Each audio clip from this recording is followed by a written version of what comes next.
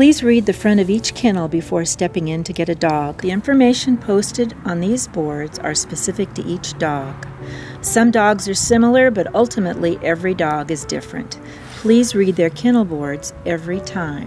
There are also places for you, the dog walker, to add comments about your experience while walking the dog. This is so helpful for both the staff and the public to learn about the dogs and their behaviors. Are they good on a leash? Do they seem to know basic commands? Are they loving, affectionate, playful? If you observe a negative behavior, please be mindful of how you word your comments. We don't want to scare anyone away.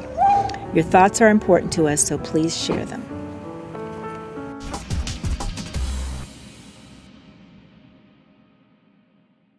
It is vitally important that you completely enter inside each and every kennel and slide the door closed behind you before you attempt to put the leash on. We have had many instances when a dog has been so excited that you picked him or her to go for a walk and they have slipped out of the kennel or their collar and have ran loose through the shelter. This can be very dangerous for the dogs or anybody who happens to be in the building. For the safety of everyone, please step all the way into the kennel with the door closed and then leash up the dog. There is a lot of activity in the shelter during the times that you will be walking.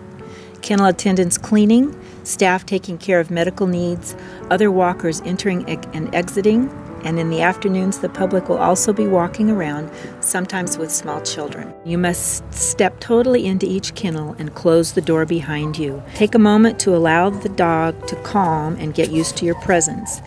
Then you can attach the leash to their martingale collar. Make sure that the collar is tight enough around the dog so that it won't slip off if the dog tries to pull away from you. It is very important that you announce yourself loudly when exiting and entering the building. There are many blind corners that you will encounter while coming in or out. Coming in! And around each of these corners could be another dog walker with a dog, a staff member, feral cats, or the general public. Please slap loudly on the door and yell, "Coming in," or "coming out" every time you enter or exit the building with the dog. It is also extremely important that you keep the dogs on a very short leash while inside the building. Allowing the dog to extend out in front of you can and has led to fence fighting with other dogs on the way out, or it's led to face-to-face encounters with other dogs that may be just around the corner. We don't want you or the dogs getting injured.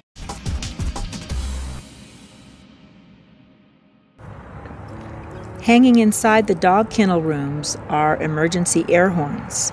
Outside in the side yard is an orange emergency whistle. These horns and whistles are only to be used in an emergency. Use them if you need to signal the staff or other volunteers for help. If you've injured yourself and need help, blow the horn. If a dog has gotten loose inside or outside and you need help, blow the horn. Once you're outside and heading for the trails, please allow the dogs ample time to do their business. This is what this time is for.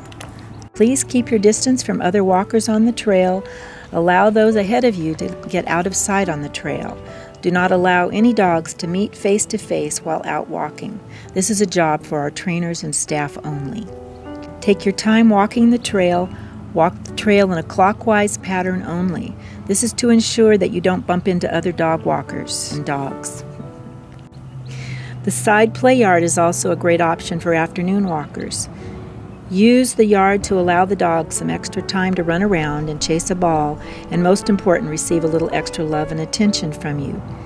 So if you have extra time, you can take a dog on a second walk or take them to the side yard. Well, hi everybody. I hope you got my email about not walking the dogs back in this particular area. As you can see, there are signs here that say stop, no dogs allowed beyond this sign. The reason for that is that we have about 25 feral cats that run loose back here. And one day one of our dogs got a hold of one of the kitties and killed the kitty. And we have to cohabitate here with the cats and the dogs. They're equally important. So please just be careful and make sure that none of our dogs harm any of our kitties, and just stay out of this area where most of the feral cats hang out here. Thanks.